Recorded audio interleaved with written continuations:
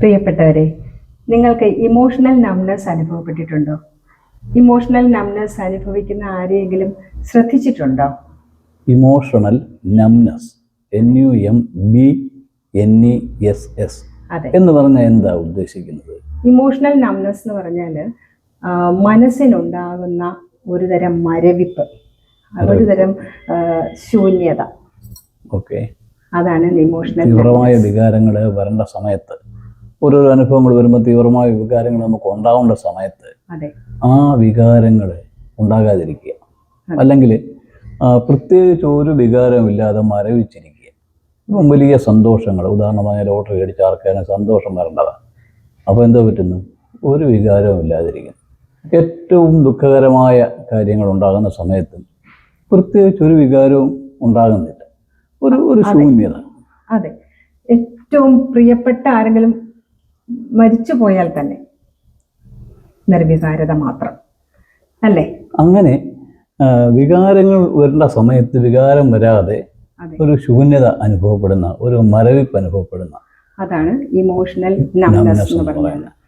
പിന്നെ ഈ ബന്ധുക്കളോടെല്ലാം അകലം പ്രാപിക്കുക, അത് ബന്ധുത്വത്തിലൊന്നും ഒരു താല്പര്യവുമില്ല, ഒരു വിരക്തി പോലെ കാണിക്കുക. അതെ. പിന്നെ ഇഷ്ടമുള്ള, ഏറ്റവും ഇഷ്ടപ്പെട്ട് ചെയ്തുകൊണ്ടിരുന്ന ഓരോ കാര്യങ്ങളിൽ നിന്നും ഇഷ്ടമില്ലാതാവുക, അങ്ങനെ ഒന്നിനോടും ഒരു താല്പര്യമില്ല.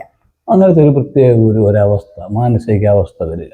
അതെ, അതാണ് ഈ ഇമോഷണൽ നംനെസ് എന്ന് പറഞ്ഞാൽ നമ്മൾ ഉദ്ദേശിക്കുന്നത്. ഒരു യാന്ത്രികമായിരിക്കും ഓരോ പ്രവൃത്തികളും. ഒരു റോബോട്ടൊക്കെ ഇല്ലേ, റോബോട്ടൊക്കെ ചെയ്യുന്ന പോലെ അങ്ങ് കാര്യങ്ങൾ ചെയ്തു പോവുക എന്നുള്ളതല്ലാതെ അതിനകത്ത് ഒരു പ്രത്യേകിച്ചൊരു വികാരം അനുഭവപ്പെടുന്നില്ല, ഒരു മരവിപ്പാണ്. ആ ഒരു പ്രത്യേക അവസ്ഥയ്ക്കാണ് നമ്മുടെ ഈ ഇമോഷണൽ നംനെസ് എന്ന് പറയുന്നത്. അതെ, ഈ ഇമോഷണൽ നംനെസ് ഉണ്ടാകാനുള്ള കാരണങ്ങൾ എന്തൊക്കെയാണ്? അതിന് പല കാരണങ്ങളുണ്ട്. ദീർഘകാലമായിട്ട് തോന്നുന്ന സ്ട്രെസ് ഉണ്ടല്ലോ, സമ്മർദ്ദം, അതുകൊണ്ട് ഇമോഷണൽ നംനെസ്സിലേക്ക് നീങ്ങാം. പിന്നെ ചെറുപ്പം മുതലുണ്ടായിരിക്കുന്ന ഓരോരോ ആഘാതങ്ങൾ, നമ്മുടെ ട്രോമ എന്ന് പറയുന്നത്, അത് തന്നെ, അങ്ങനെയും അതും ഇമോഷണൽ നംനെസ്സിലേക്ക് നീക്കാം. പിന്നെ ഡിപ്രഷൻ, അങ്ങനെ പിന്നെ ചില സമയത്ത് ചില വിറ്റാമിനുകളുടെ കുറവ് വന്നു കഴിഞ്ഞാൽ എന്നും പറയും. കാരണം വിറ്റാമിൻ ബി കോംപ്ലക്സിന്റെ കുറവ് മൂലം, അതുപോലെ വിറ്റാമിൻ ഡിയുടെ കുറവ് മൂലം ഒക്കെ ഇതിലോട്ട് പോകാനുള്ള ഒരു സാധ്യതയുണ്ട്. ഏറ്റവും പ്രധാനപ്പെട്ട ഒരു കാര്യമുണ്ട്, ഉറക്കം. കേൾക്കുമ്പോൾ നിസ്സാരമെന്ന് തോന്നും, പക്ഷെ ഉറക്കം ഭയങ്കര ഒരു സംഭവം.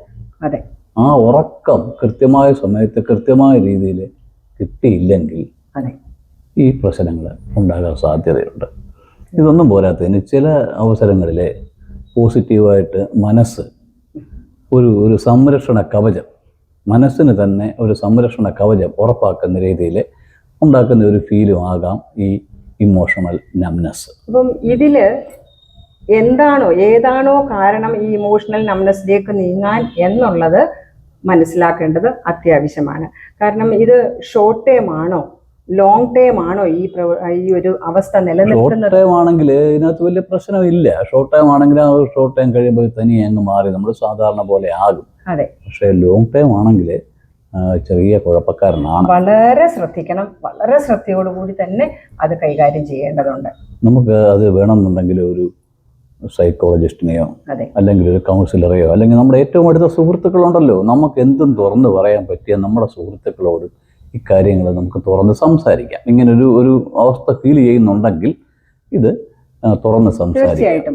ഇപ്പോഴൊക്കെ ഈ സൈക്കോളജിസ്റ്റിനെ കാണുന്നു, ഒരു കൗൺസിലറെ കാണുന്നു, അല്ലെങ്കിൽ ഒരു മാനസിക രോഗ വിദഗ്ധനെ കാണുന്നു എന്നൊക്കെ പറയുന്നതൊന്നും അത്ര ഒരു പ്രശ്നമുള്ള കാര്യമില്ല. എല്ലാവർക്കും ഒരു ഭയമാണ്. പക്ഷെ അതിൻ്റെ ഒന്നും ഒരു കാര്യമില്ല.